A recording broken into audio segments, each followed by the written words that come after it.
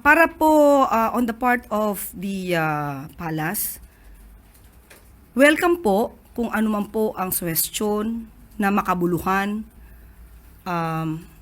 magandang suwestyon na magmumula sa OVP. Hindi po ito tinatanggihan at hindi po sinasara ng Pangulo ang pintuan sa Vice Presidente. Lahat po ng maaari ang suwestyon na makabuluhan ay tatanggapin po yan kung ito naman po ay makakatulong sa taong bayan.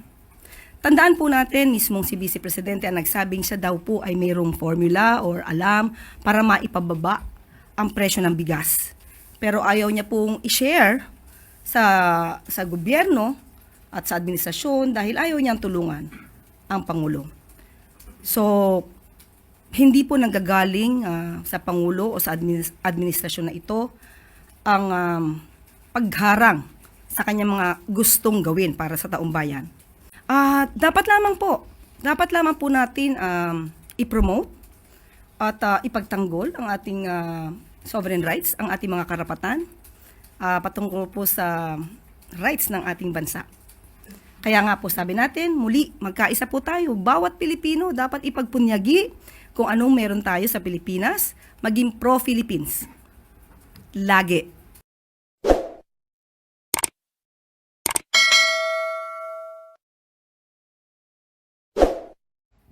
Yusek, good morning po.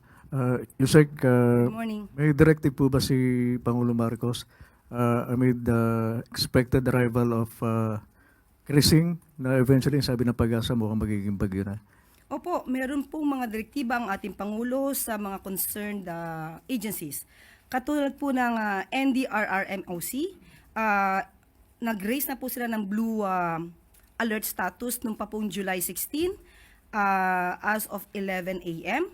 At nagko-conduct na rin po sila ng pre-disaster risk assessment at nag-activate na rin po yung Virtual Emergency Operations Center noong pa pong July 16, 2025.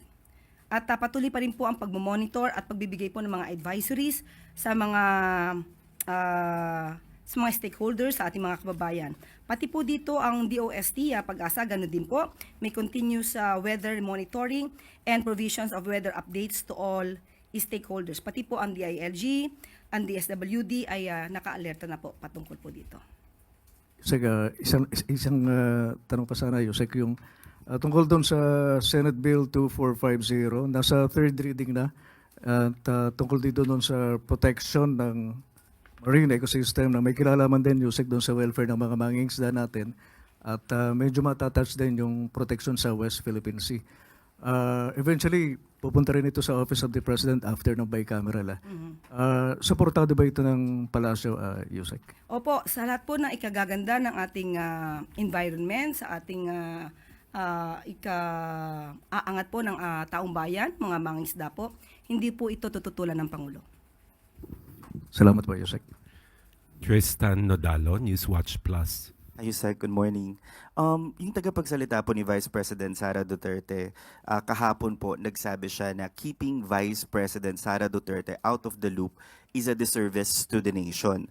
Ang sabi niya po ay, kumbaga, yung hindi pagsuporta sa Vice President pagdating sa pondo ng kanyang mga proyekto at programa and not being able to support the Vice President is a great disservice to the country. May response po ba ang Malacanang dito? Para po on the part of the palace, welcome po kung ano man po ang suwestyon na makabuluhan, magandang suwestyon na magmumula sa OVP. Hindi po ito tinatanggihan at hindi po sinasara ng Pangulo ang pintuan sa Vice Presidente. Lahat po ng maaari ang suwestyon na makabuluhan ay tatanggapin po yan kung ito naman po ay makakatulong sa taong bayan. Tandaan po natin, mismong si Vice Presidente ang nagsabing siya daw po ay mayroong formula or alam para maipababa ang presyo ng bigas.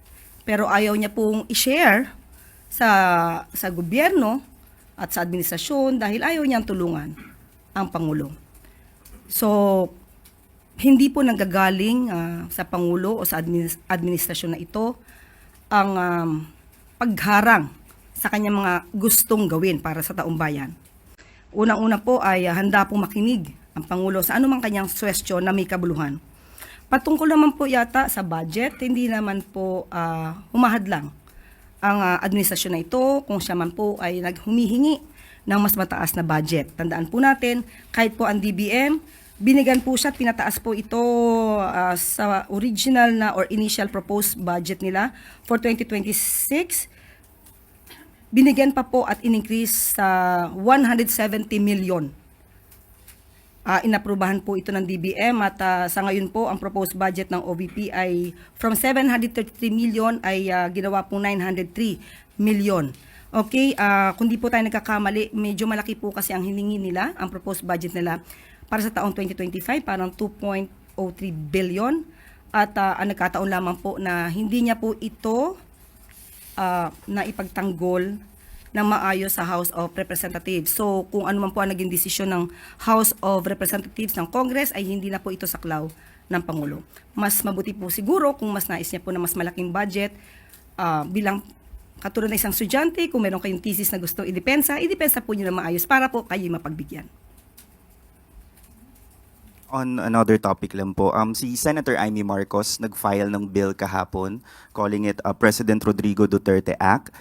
Sabi niya po, the bill hopes to prohibit the transfer of individuals in the Philippines to foreign entities not recognized under an active treaty or without the person's consent or a local court order. Violators may face up to 20 years in prison. Ito raw po ay ginawa dahil nga po para ma-prevent yung future cases of extraordinary rendition tulad ng nangyari kay dating Pangulong Duterte. Ano po ang reaksyon dito ng pala sa bill ni Senator Amy? Trabaho naman po ng isang senador na gumawa ng makabuluhan na batas para sa taong bayan, sa ikauunlad ng bansa, hindi para sa pansariling kapakanan. So, good luck po. Ann Soberano, Bombo Radio. Yusek, good morning. Update lang po sana sa naging command conference na pinangunahan ni Pangulong Marcos sa Camp Aguinaldo. May mga instruction po ba siya or directives sa ating Armed Forces of the Philippines? Opo, nagkaroon po kanina ng command conference with the AFP at ginap po ito sa Camp Aguinaldo sa Quezon City. Pero yung ibang mga detalye po ay hindi po natin maibibigay for security purposes po. Okay. Yusek, itong pulong po ba ni Pangulo sa AFP ay possible din na kukuha siya ng mga data, information para maisama niya po yung report na yan sa kanyang State of the Nation address? Muli, hindi po ako makakapagbigay ng detalye. At kung meron man po, malamang kung ito yung masasabi niya sa SONA, madidinig na naman po natin ito. Last na po, isa na lang, Yusek. Pa-expound na lang po, Yusek, doon sa Memorandum Circular 87 na inilabas po ng Office of the President kung saan hinihikayat ang lahat ng mga government agencies and private sector na ipromote ang pagtataguyod ng maritime and archipelagic nation. Dapat lamang po natin i-promote at ipagtanggol ang ating sovereign rights, ang ating mga karapatan, patungkol po sa rights ng ating bansa. Kaya nga po sabi natin, muli, magkaisa po tayo. Bawat Pilipino dapat ipagpunyagi kung anong meron tayo sa Pilipinas, maging pro-Philippines. Lagi. Last question, Luisa Cabato, Inquirer.net. Good afternoon po, Yusek. E.S. Bersamin told Kyodo News that Senator De La Rosa may be arrested by the Philippine law enforcement if the ICC issues a warrant and if there is an Interpol notice. And before Duterte's arrest in March, the Interpol released a division notice which was transmitted after prior consultations with the government of the Philippines. Meron na po bang communication yung ICC or Interpol about possible arrest ng mga co-accused ni former President Duterte? Sa ngayon, wala pa po tayo natatanggap na anumang communication kung meron na pong warrant of arrest para sa mga co-perpetrators ni dating Pangulong Duterte.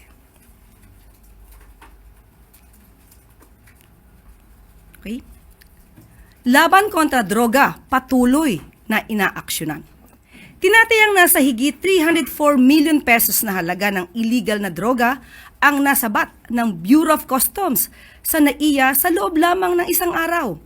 Alinsunod ito sa direktiba ni Pangulong Ferdinand R. Marcos Jr. na paigtingin at palawakin pa ang operasyon kontra illegal drugs sa buong bansa. Umabot sa 44 kilograms ng hinihinalang shabu ang nasabat ng ahensya sa dalawang magkahiwalay na operasyon sa NAIA Terminal 3 nitong July 14. Nasa kustodiya na ng PIDEA ang dalawang suspect, habang sasailalim naman sa chemical analysis ng PIDEA Lab Service ang nakumpiskang droga.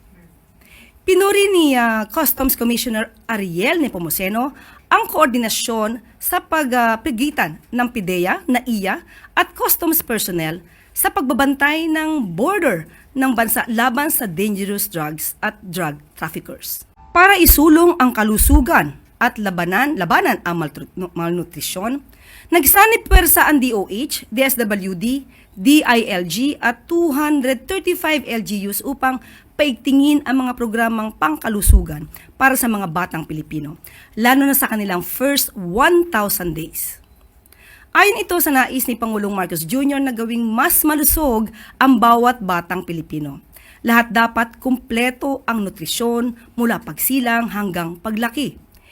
Inilunsad ng DOH ang Nutrition Leadership and Governance Program upang palakasin ang kapasidad ng mga lokal na opisyal para mabigyan ang sapat at karagdagang serbisyo sa mga buntis, ina at sanggol sa kanilang nasasakupan. Sa ilalim ng programa, makakaasa ang mga kababayan natin ng suporta sa prenatal care at maternal nutrition, proper breastfeeding at complementary feeding, malinis na mga pasalidad at mas mabilis at abot-kayang access sa health services sa bawat LGU sa buong bansa. Kakulangan ng sustansya ang sanhi ng pagkakabansot at malnutrisyon sa mga bata, kaya minarapat ng mga ahensya at lokal na pamahalaan na isulong pa ang kampanya para mas malusog at masiglang kabataan. May announcement lamang po tayo. Nakipag-ugnayan po ang Department of Foreign Affairs sa pamamagitan po ng Philippine Consulate in Los Angeles. At sa kanilang nakuhang report, sinasabi po dito ang ilang bahagi at aking babanggitin. Some of the terms used in the purported letter were not in line with the BHPD's standard language and protocol. BHPD would not include terms such as suspected to be drug overdose, suspected to be cocaine, and summoned to BPHD. At with reference to Mr. Tiglau's post on the screenshot of a purported report surrounding the circumstances of the death of Mr. Paulo Tantoco in Los Angeles, the Philippine Consulate in Los Angeles had verified with the Beverly Hills Police Department on the veracity of the alleged report and found that the police report posted by Mr. Tiglao was altered. The altered letter contained terms that were not in line with the Beverly Hills Police standard language and protocol. Nabanggit na po natin noong nakaraang araw kung ano yung mga kanilang idinagdag na mga di umanong facts na hindi po talaga nakalagay sa nasabing police report. At mayroon pa po tayong isang announcement. Following the confirmed resignation of ERC Chairperson Mona Lisa de Malanta, effective August 8, we extend our deepest gratitude for her dedicated service to the Commission and to the Filipino people. We wish her continued success as she returns to private practice. On behalf of the Office of the President, I am pleased to announce the new appointments to the Energy Regulatory Commission, ERC, effective August 8, 2025. Appointed as chairperson of the ERC is Attorney Francis Saturnino C. Juan. A seasoned energy expert, Attorney Juan brings with him decades of experience in regulatory affairs, having previously served as Executive Director and General Counsel of the ERC, and currently as President of the Independent Electricity Market Operator of the Philippines. He has played a key role in operationalizing the wholesale electricity spot market, advocating consumer protection, and promoting renewable energy development through tariff reforms. With his deep institutional knowledge and leadership, we are confident that Chairperson Juan will steer the ERC toward more efficient, transparent, and pro-consumer decision-making. We look forward to a smooth and seamless transition under his chairmanship.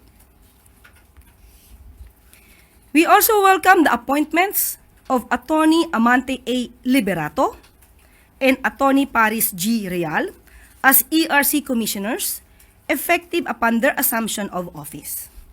Attorney Liberato is currently serving as Deputy Executive Secretary for Finance and Administration at the Office of the President.